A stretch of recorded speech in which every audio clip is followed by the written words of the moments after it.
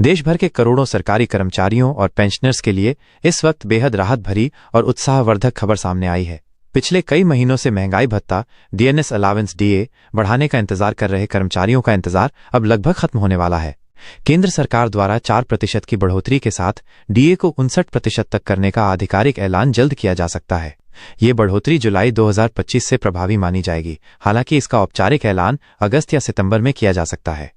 इस फैसले का सीधा असर कर्मचारियों की सैलरी और पेंशन पर पड़ेगा, जिससे उनकी मासिक आमदनी में बढ़ोतरी होगी।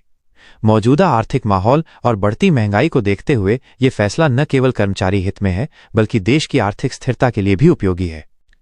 DA hike 4% confirmed. फिलहाल केंद्रीय कर्मचारियों को 55% डीए मिलता है। नए प्रस्ताव के अनुसार यह दर 59% हो जाएगी। साल में 2 बार, जनवरी और जुलाई में केंद्र सरकार डीए की समीक्षा करती है। जनवरी 2025 में डीए को 51% से 55% किया गया था और अब जुलाई में फिर से 4% की बढ़ोतरी संभावित है। महंगाई भत्ते की गणना अखिल भारतीय उपभोक्ता मूल्य सूचकांक all India consumer price index for industrial workers AICPIIW के आधार पर होती है। इस इंडेक्स में मार्च से मई 2025 तक लगातार बढ़ोतरी दर्ज हुई है। मार्च में 143, अप्रैल में 143.5 और मई में 144 रहा। अगर ये जून 2025 में 144.5 तक पहुंचता है तो 12 माह का औसत 144.17 रहेगा। 7वें वेतन आयोग के फॉर्मूले के अनुसार इस औसत पर डीए लगभग 58.85% होता है, जिसे राउंड ऑफ करके 59% किया जा सकता है। सरकार इस बढ़े हुए डीए का लाभ केंद्र सरकार के सभी वर्गों, राज्यों के कर्मचारियों और पेंशनर्स को देगी।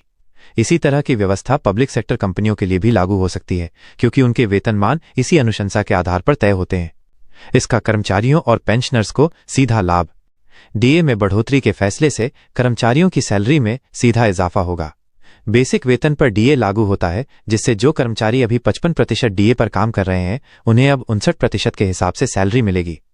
उदाहरण के लिए, यदि किसी कर्मचारी का बेसिक वेतन 18,000 रुपये है तो नए डीए पर वो हर महीने करीब 720 रुपये अतिरिक्त पाएगा। उच्च वेतन वाले कर्मचारी और पेंशनर्स को ये लाभ हजारों रुपये तक जा सकता है। यह वृद्धि न केवल वेतनभोगियों के लिए बल्कि पेंशनर्स के लिए भी राहत लेकर आएगी, क्योंकि पेंशन पर भी डीए लागू होता है। इससे रिटायर्ड लोगों की मासिक आमदनी भी बढ़ेगी। 7वें वेतन आयोग के तहत कैसे होती है डीए की गणना? 7वें वेतन आयोग के नियम के अनुसार डीए की गणना पिछले 12 महीनों के अखिल भारतीय उपभोक्ता मूल्य सूचकांक के औसत से होती है। इसके फॉर्मूले के आधार पर ही हर 6 महीने में महंगाई भत्ते का रिवीजन किया जाता है। 1 जुलाई 2025 से प्रभावी इस नई वृद्धि का लाभ पाने के लिए कर्मचारियों को किसी तरह की आवेदन प्रक्रिया में शामिल नहीं होना है। ये सीधे उनकी सैलरी और पेंशन में जुड़ जाएगा। जनवरी तथा जुलाई में डीए एवं डीएनएस रिलीफ की समीक्षा अब सिस्टमैटिक और पारदर्शी तरीके से होती है, जिससे सरकार के सभी कर्मियों को समय से लाभ मिल सके। कब आएगा आधिकारिक ऐलान?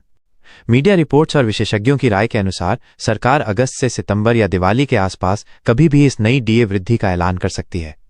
बढ़ा हुआ डीए 1 जुलाई 2025 से लागू मान्य होगा, लेकिन भुगतान निश्चित रूप से अक्टूबर के वेतन पेंशन में देखने को मिलेगा, जिसमें पिछला एरियर भी जुड़कर मिलेगा। निष्कर्ष: महंगाई भत्ते में 4% की संभावित बढ़ोतरी से सभी सरकारी कर्मचारी और पेंशनर्स राहत महसूस करेंगे और उनके आर्थिक जीवन को मजबूती मिलेगी। इस तरह की घोषणाएं न केवल आर्थिक सहयोग देती हैं, बल्कि काम करने का जोश और संतुलन भी बढ़ाती हैं। भारत की सरकार समय समय पर कर्मचारियों का भला सोचती है, जिससे उनकी जीवन शैली लगातार बेहतर होती है।